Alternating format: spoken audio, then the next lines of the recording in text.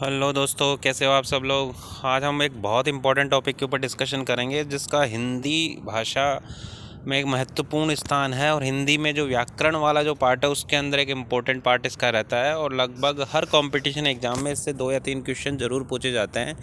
जिसको हम बारे में बात करेंगे वो कहलाता है संधि विच्छेद। संधि विच्छेद क्या होता है, इसके कितने प्रकार होते हैं और इसके क्या क्या एग्जाम्पल है, कौन कौन से कंपटीशन एग्जाम्स में इससे क्वेश्चंस पूछे जाते हैं, वो सभी चीज़ें आज हम डिस्कशन करेंगे।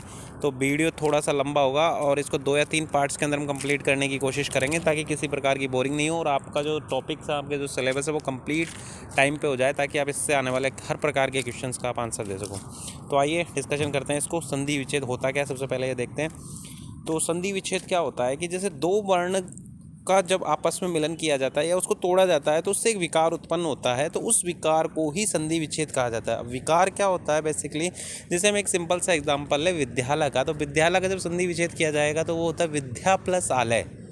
तो विद्या में आ की मात्रा होती है, आलय में आ की मात्रा होती है। आ और आ के मिलने से तो कुछ इस तरीके का डबल आ बनना चाहिए था, लेकिन उसमें आ ही रहता है, विद्यालय ही रहता है। वो विद्यालय नहीं होता, विद्यालय ही होता है। तो इस प्रकार का जो वर्णों के मेल से जो विकार उत्पन्न हो रहा है उसी को ही संधि कहा जाता है, उसी को ही संधि विच्छेद के तौर पे हम जानते हैं।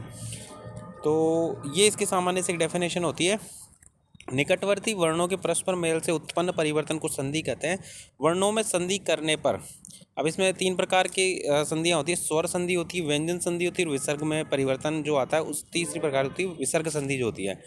तो इसका जो 3 प्रकार की संधि में स्वर संधि, व्यंजन संधि, विसर्ग संधि 3 होती हैं।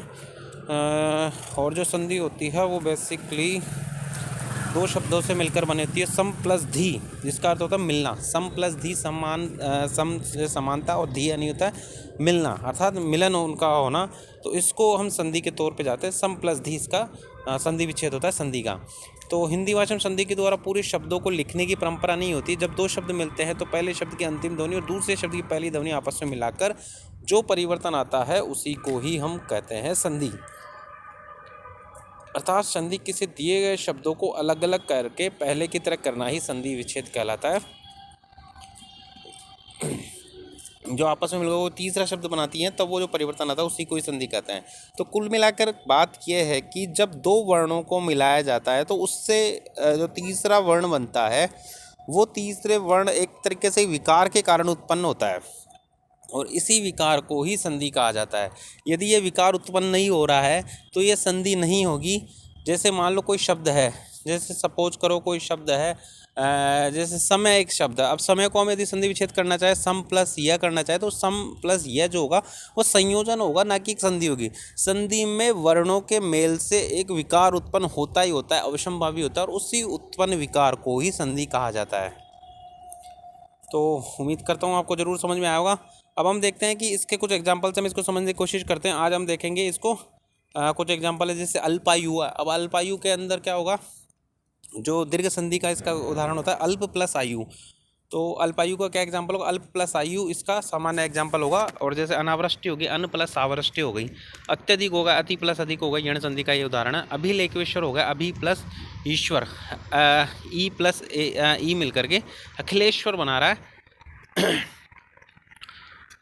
ये गुण संधि का एग्जाम्पल होगा। और आत्मोत्सर्ग की बात करें तो आत्मा प्लस उत्सर्ग अ प्लस उ मिलकर के ओ का निर्माण करें, यह भी गुण संधि का उदाहरण है। अभी आगे देखेंगे गुण संधि, यण संधि और ये क्या है, कितने टाइप की होती है। अत्यावश्यक होता है अति प्लस आवश्यक, ये यण संधि का उदाहरण है। अत्युष्म, अति प्लस ई प्लस उ बलकर यू का निर्माण कर रहा है, य का निर्माण कर रहा है, तो ये भी यण संधि का उदाहरण हो गया। अन्वय, हनु प्लस आय, और अन्याय अ प्लस नी प्लस आय। तो ये कुछ एग्जाम्पल्स हैं संधि विच्छेद के। अब हम देखते हैं कि जो संधियों के हमने पहले वर्णन किया है, स्वर संधि, दीर्घ संधि, गुण संधि, यण संधि, वृद्धि संधि, अयादि संधि, ये स्वर संधि के कुछ उदाहरण हैं, कुछ इसके जो टाइप्स हैं। अब स्वर संधि जो होती है बेसिकली, जो हमने कहा कि वर्णों के मेल से जो विकार उत्पन्न हो रहा है उसे संधि कहते हैं। तो यहाँ पे वर्णों में जो आएगा, स्वर के मेल से जो विकार उत्पन्न होगा, क्योंकि देखो स्वर और व्यंजन क्या होते हैं ये आपको बताने की आवश्यकता नहीं होती। ए आई ऊ, ए आई ओ औ अन आ, ये तो स्वर होते हैं। और व्यंजन के अंदर क्या क्या जो आता है उसको व्यंजन कहते हैं। तो इसमें कन्फ्यूज होने की जरूरत नहीं। स्वर संधि, स्वर के बाद स्वर के मेल से जो विकार उत्पन्न होता है उसे स्वर संधि कहते हैं। तो विकार उत्पन्न होना किसी भी संधि में कंपलसरी है। यदि विकार उत्पन्न नहीं हो रहा है तो वह संधि न होकर के उसका संयोजन होगा। ठीक है। दीर्घ संधि, गुण संधि, यण संधि, वृद्धि संधि, अयादि संधि, ये स्वर संधि के भाग है, इसके आगे डिवाइडेशन है। तो ये इसके डिवाइडेशन है। अब स्वर संधि के कितने इसके एग्जांपल हो सकते हैं वो हम आगे डिस्कशन करेंगे नेक्स्ट वीडियो के अंदर। ये वीडियो बड़ा शॉर्ट सा रहेगा। मुख्य उद्देश्य इसका यही था कि आपको बता सके कि संधि कितने प्रकार की होती है और कितने इसके टाइप्स होते हैं, क्या होती है ये। तो इसका यही था। अब एक नेक्स्ट वीडियो में लेकर आएंगे जिसमें इसके डिटेल से हम डिस्कशन करेंगे स्वर संधि के कितने प्रकार होते हैं, क्या इसके उदाहरण होते हैं। तो थैंक यू दोस्तों लास्ट तक बने रहने के लिए। आगे हम जरूर नेक्स्ट वीडियो लाएंगे जिसमें सभी बातें डिटेल से डिस्कशन करेंगे।